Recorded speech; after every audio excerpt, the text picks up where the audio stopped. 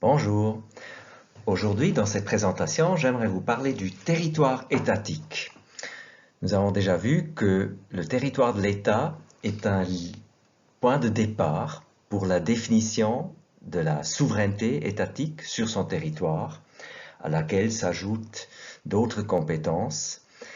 Mais de toute manière, le territoire est souvent un sujet de différend entre États et donc un domaine particulièrement important du droit international public traditionnel. On peut dire que historiquement, l'État territorial s'est développé au XVIIe siècle et, comme nous avons dit, du territoire dépend, au moins à l'origine, la compétence étatique et sa souveraineté territoriale. Ceci est particulièrement important, nous l'avons vu pour la définition de l'État, où le territoire est un des, si pas l'élément le plus important, même si aujourd'hui, dans la pratique, la question d'un gouvernement efficace et exclusif devient souvent plus important. Il ne faut pas oublier, et nous le verrons plus tard, qu'il y a aussi des espaces communs, donc des territoires, voire des espaces sur lesquels aucun État a seul la souveraineté. On parle souvent d'espaces communs et il existe différents régimes juridiques qui s'y appliquent. Mais regardons dans un premier temps donc ce territoire, et dans cette présentation, nous allons parler essentiellement du territoire terrestre. Ce qui comprend le sol, mais aussi le sous-sol, ce qui est particulièrement important si vous pensez à des matières premières, des métaux précieux, le pétrole, le gaz, etc. Et ça comprend aussi les eaux internes. Donc pour un pays comme la Suisse, c'est notamment les lacs et les fleuves. Nous allons voir, cela peut aussi concerner des embouchures, par exemple, de fleuves dans la mer, qui sont toujours considérées comme faisant partie des eaux internes. Pour les pays qui ont une côte maritime, on peut ajouter du territoire maritime, la mer territoriale essentiellement, et nous allons en parler plus tard. Tandis que l'espace aérien, qui fait partie de ce territoire étatique, on peut dire, cet espace aérien dépend essentiellement du territoire terrestre et du territoire maritime. L'espace aérien qui est au-dessus de ces territoires terrestres et maritimes est considéré l'espace aérien d'un État. Donc il est dérivé des autres deux. Pour délimiter le territoire terrestre d'un État et aussi la mer territoriale, nous allons voir, les frontières sont particulièrement importantes. En principe, ces frontières sont les délimitations du territoire. Et cette délimitation, la définition des frontières, peut être une opération juridique sur la base de titres souvent. On se demande à quel moment un État est devenu titulaire d'un territoire par vente du territoire, par découverte, etc. C'est quelque chose que nous allons voir dans un instant. Cette délimitation du territoire attribue à ce moment-là la souveraineté territoriale. Il faut aussi dire que pour qu'on puisse parler d'un État, il suffit que les frontières soient plus ou moins connues. Il existe encore aujourd'hui beaucoup de différends concernant les frontières exactes des États, même entre États qui sont des amis ou qui ont des bonnes relations. Parfois, certaines frontières restent controversées ou ne sont pas définies, où il n'y a pas un consentement des deux États concernant la frontière. Cela ne fait certainement pas que les États n'existeraient pas. Cela peut être à la base des différends entre États, raison pour laquelle on préfère normalement clarifier les frontières, mais ce n'est pas toujours possible. Nous allons voir que même pour la Suisse ou nos voisins comme l'Allemagne, c'est pas toujours clair. Une opération technique, c'est la démarcation. Alors là où les frontières sont claires, les États parfois démarquent dans le terrain les frontières. C'est donc une opération matérielle pour que les frontières deviennent visibles. Alors historiquement, on l'a souvent fait, comme vous le voyez ici sur cette photo, mais il faut dire que ce n'est pas toujours possible, ce n'est pas toujours nécessaire, ça c'est cher, et ce n'est pas toujours souhaitable, notamment quand les frontières ne sont pas claires entre des États. Un exemple pour une frontière qui est claire et qui a été démarquée, c'est la frontière entre la Suisse et l'Autriche dans un traité de 1970. Ils ont convenu l'abornement de la frontière entre les deux États et l'entretien des signes de démarcation. Là, vous avez ce terme de démarcation. Aujourd'hui, c'est plutôt l'exception. Donc, cette délimitation entre les États, donc cette opération juridique pour connaître le terrain d'un État, le territoire, c'est souvent le résultat de négociations et se trouve donc dans des traités. Parfois, c'est aussi simplement la coutume, la pratique des États. Ça crée parfois des problèmes. Et du point de vue technique, on essaie souvent de respecter le terrain. Par exemple les crêtes des montagnes ou les lignes de partage des eaux, des fleuves, des lacs. Ça facilite la tâche et c'est parfois aussi un développement naturel ou historique entre des États qui mènent à cette délimitation des territoires, mais ce n'est pas toujours possible. Évidemment, il peut y avoir des exceptions, surtout pour des raisons politiques et historiques. Alors, exemple de traité entre la Suisse et ses voisins. Beaucoup de ces traités datent du 19e, voire du début du 20e siècle. Parfois, ils reprennent même des traités plus anciens. Alors, pour les frontières avec nos voisins, on peut même mentionner des traités qui ont été conclus avec des États qui n'existent plus en tant que tels aujourd'hui, qui ont changé d'entité, où il y a des États successeurs, notamment pour l'Allemagne. Vous voyez ici des traités de 1906, un premier traité avec le gouvernement grand-ducal badois de l'époque, ou encore un traité entre la Suisse et l'Empire allemand, ou l'Empire d'Allemagne, aujourd'hui la République fédérale d'Allemagne, ou encore un traité de 1938 avec le Reich allemand. Là, on voit tout de même la succession et les différents noms des États au nord de la Suisse, où on a essayé de régler certains aspects de la frontière de la Suisse. Un élément particulier, un peu moins connu par la plupart des gens, c'est de délimiter la frontière dans un fleuve. Alors, il y a différentes possibilités de le faire. Nous allons voir dans des fleuves, dans des lacs, en mer souvent. Aujourd'hui, il y a une certaine tendance à utiliser une ligne médiane, ce qui semble logique et ce qui aujourd'hui, grâce à la technologie, est possible. Historiquement, on utilisait souvent le Talweg, une autre ligne qui était importante pour les bateaux et les bateliers. Et la définition la plus commune, c'est de définir ce Talweg comme le chemin principal emprunté par les bateliers, donc le principal chenal navigable. Et là, on voit l'importance. On voulait que les deux États avaient accès à la navigation sur un fleuve. Et donc, ce chemin emprunté par les bateaux devenait aussi la frontière entre les deux États.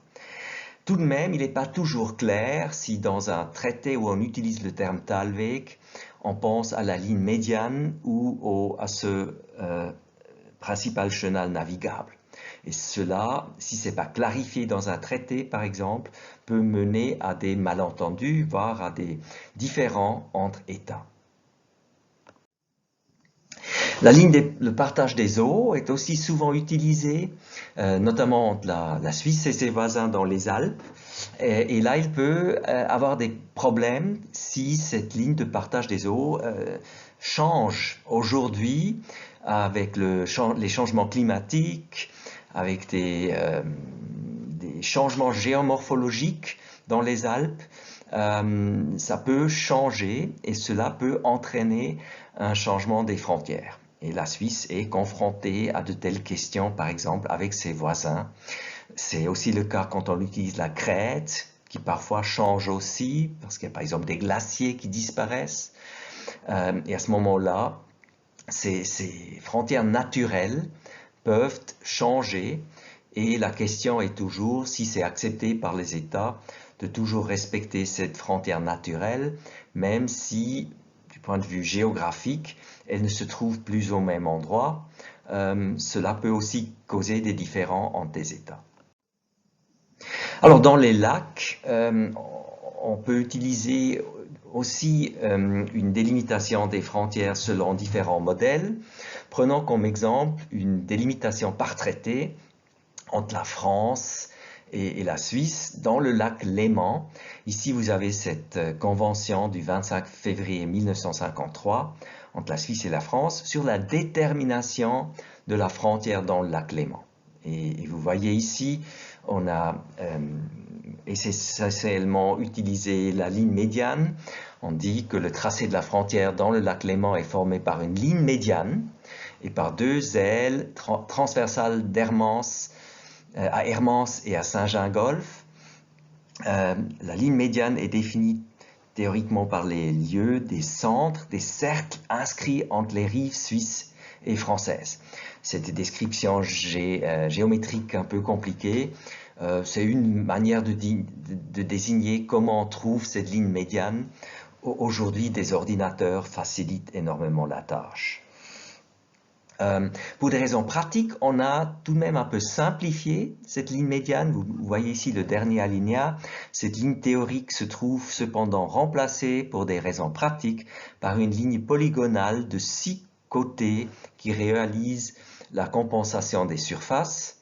Et pour rendre visible cette frontière, dans ce traité, vous trouvez un plan qui était créé par la Commission frontière franco-suisse.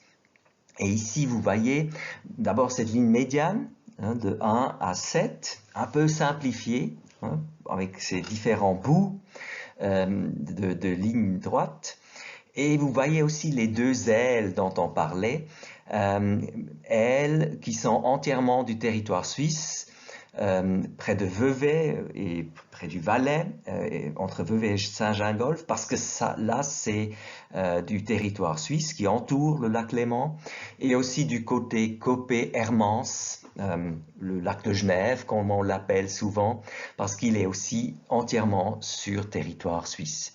Le lac Léman, les parties qui appartiennent à la Suisse sont les eaux internes de la Suisse et font partie du territoire terrestre de la Suisse. Alors, il y a d'autres frontières qui sont plus controversées. Il y a eu des différends aussi dans l'histoire entre la Suisse et ses voisins, notamment ses différents voisins qui ont changé. Si vous pensez par exemple au fait que la Haute-Savoie à l'époque faisait partie de l'État piémontais, ou encore en Italie, où l'Italie moderne n'existe que depuis 1861 ou 1860, ou encore l'Autriche qui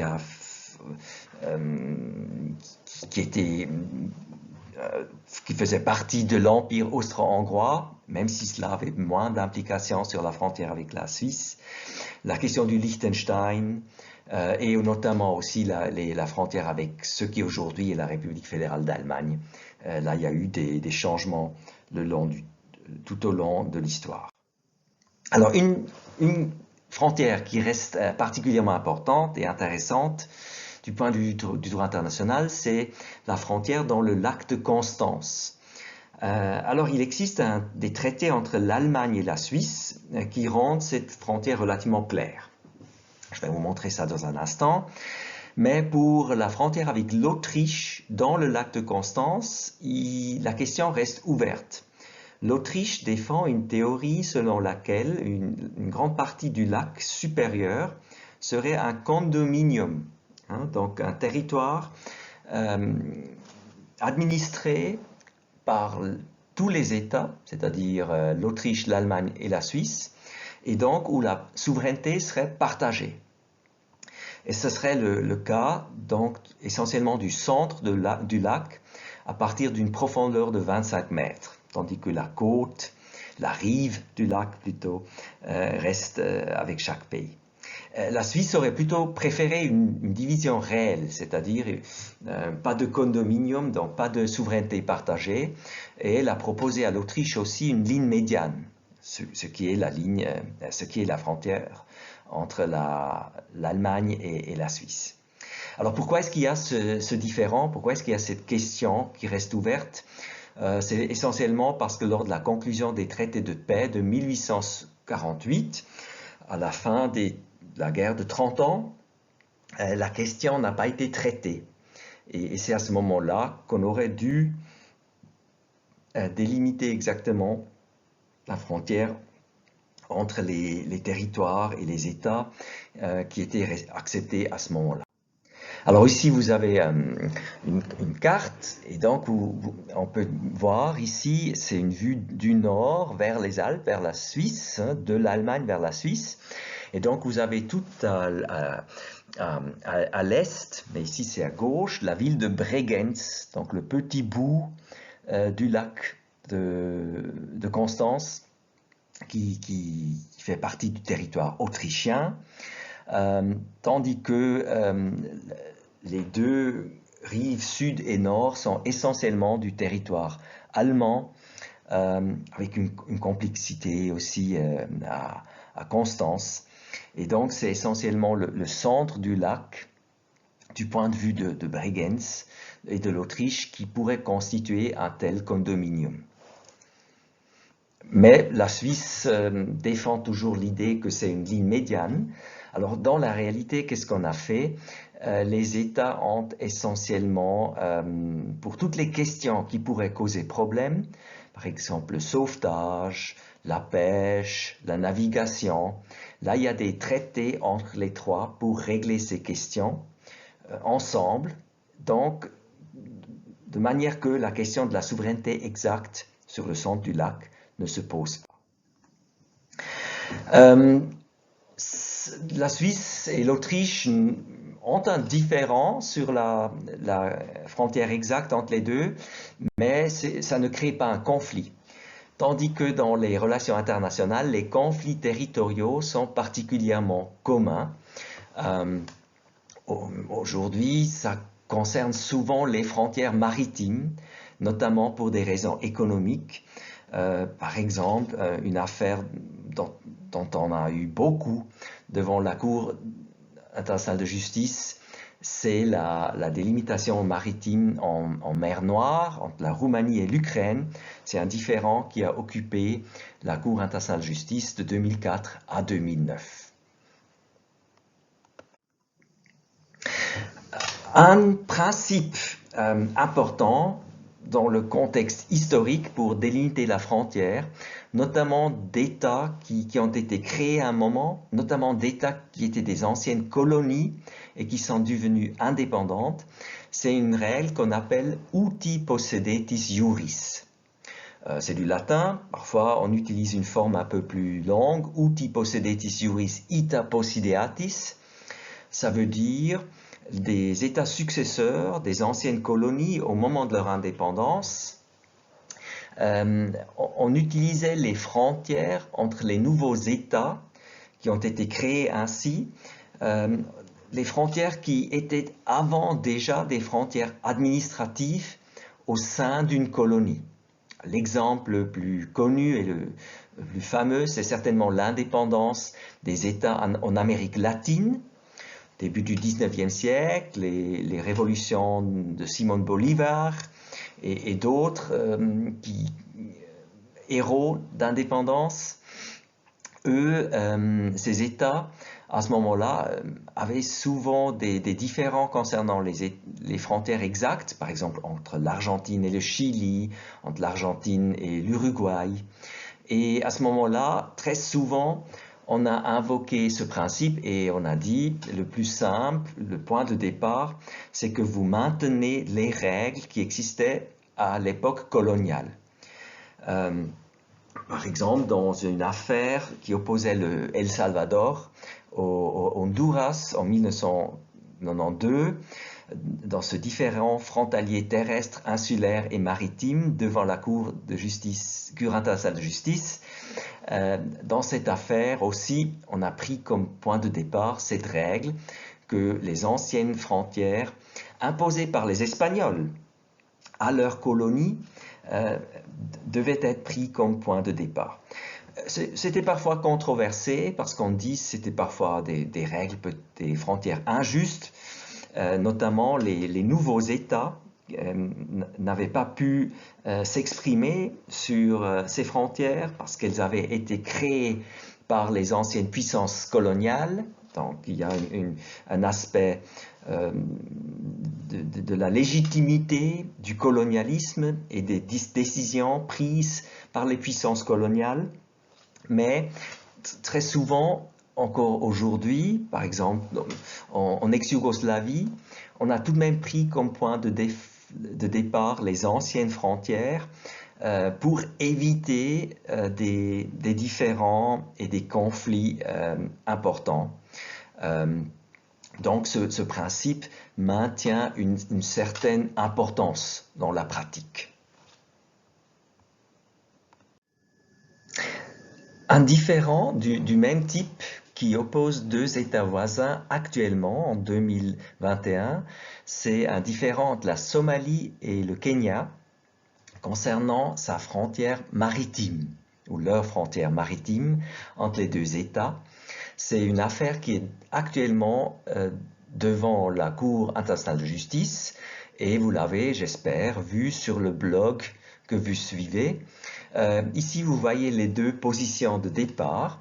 La Somalie soutient que la frontière devrait continuer dans la prolongation naturelle de la frontière terrestre. Et ça donne une ligne qui va de la côte vers le sud-est. Le Kenya défend une autre position et dit que c'est une ligne horizontale, toujours du point de départ de la frontière terrestre des deux. Et vous voyez, entre les deux positions, il y a un grand triangle. C'est le territoire disputé. Et la question se pose évidemment, à qui appartient cette mer territoriale? Et éventuellement aussi des zones, selon le droit de la mer, ce que nous allons voir plus tard. Et effectivement, il y a beaucoup de ressources naturelles dans ce triangle. On a plusieurs exploitations de pétrole et de gaz dans ce triangle. Et donc, vous voyez l'intérêt que normalement cette délimitation des frontières peut avoir pour les États. Affaire à suivre. C'est tout pour aujourd'hui. Merci beaucoup et à bientôt.